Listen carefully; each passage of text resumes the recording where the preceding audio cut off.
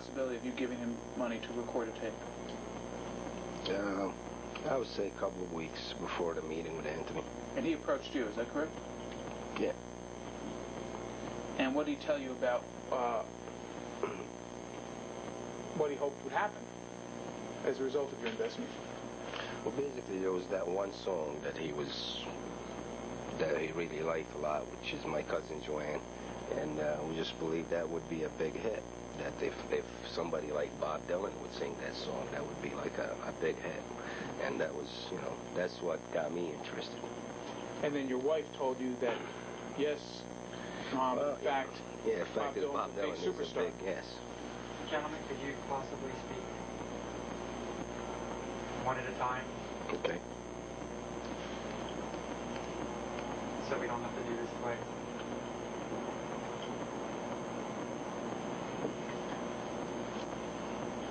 So in effect, Mr. Damiano asked you to invest $10,000 in his recording project. Yes. If you knew right now that Mr. Damiano had a $200,000 CD and was living high in the hog, you'd call him up and you'd say, from what I remember, what about my $10,000? Correct? If he didn't give it to me. But from what I remember about Jim, if he has the money, he will give it to me. And in fact, the $10,000 investment, which you made in 1987, if you compound interest and do all, and when he told you that nothing was being done, is it fair to say that you became, at times, somewhat annoyed at the situation? Yeah, I wasn't happy about it. And what, if anything, did you say to Mr. Damiano about the failure of him to turn that investment into any profit for you? I didn't make a case of it. All I remember is just talking to Jim Damiano about it. Just stay with it. Just don't give up. Keep trying. That's things in that nature, In my mind, you gotta understand, I didn't see Jim doing anything wrong. I think he produced a good record. I liked it. My wife liked it. It was a good music. I still got a few tapes. I know I gave some to my friends, and everybody liked it. We did nothing wrong as far as that. The bad part of it is that I'm the one that spent the money on it, and I didn't get anything back. But I was convinced that this was a good decision, and at the same time that the tape came out very good. So he didn't do anything wrong. I wasn't mad at him. I was mad at myself. Well, sir, you said you didn't believe him and his claims about Bob Dylan, listening to his music when you're in the car dealership before your meeting with Tony Tiller. Yes. That was your testimony, correct? Yes. After the meeting, and after it became clear that your $10,000 was going down the drain, isn't it fair to say that your feelings of disbelief began to reemerge? Not after the meeting, after the tape. After 2-3 weeks after the tape was done. After the meeting, I was very excited. We're going to get to the meeting in a minute and your excitement. I'm now taking you after this meeting. There came a time when it was clear that your $10,000 investment was going down the drain. That sunk in. You got your American Express Platinum bill. Mm-hmm. Wham! $10,000. You have to pay it all at once. So every month you're reminded about this $10,000 investment that had gone down the drain. And my question to you, sir, is... Was that a question, or was that just a color commentary about every month? Is that correct? Well, not me. Maybe my wife. She pays the bills. But I just put it out of my mind. But yes, I could see what you're saying, though. But it wasn't me personally. I don't see... You were aware, sir, month to month, that you had to pay the interest or whatever it is on the $10,000? Yes, I was. And my question to you, sir, is that after those 3 weeks, and after you started paying monthly that $10,000, your feelings of disbelief about Mr. Damiano's claims of having some connection to Bob Dylan began to resurface. Are you asking him that? Or I'm asking him. Okay. Well, if you want an answer for that, I'll give you an answer. I don't think that Jim was the one that give me that disbelief. It was Anthony.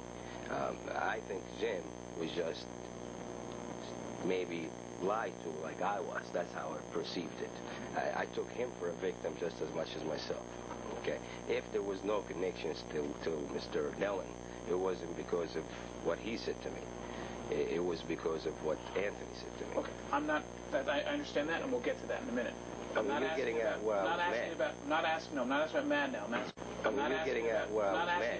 asking about not believing, not because Mr. Damiano was lying to you or not lying to you, but not believing the claim that Mr. Damiano had some connection to Bob Dylan. My question to you, sir, is whether after those 3 weeks, those feelings of disbelief resurfaced.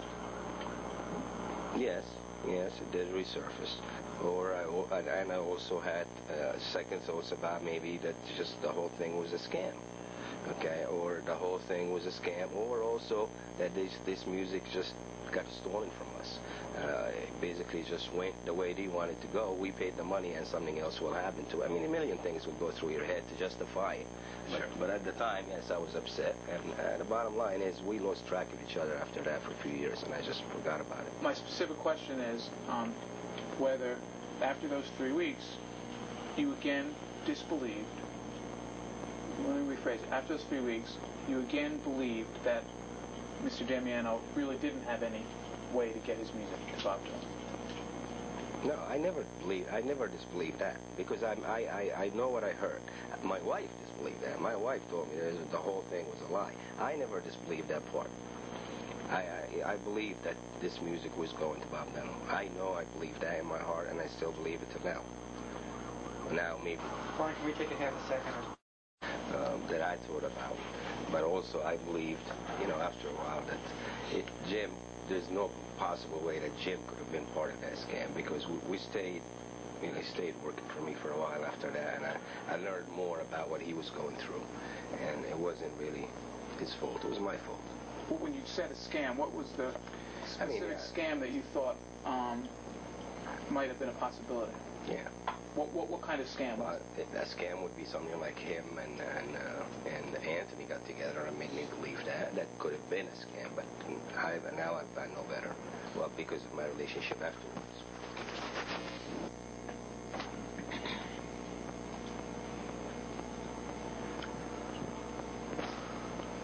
Sir, so the scam that you thought might be a possibility is that Mr. Damiano wanting your 10 grand and got together with Mr. Tiller to lie to you about alleged connections with Bob Dylan to get you to invest the $10,000.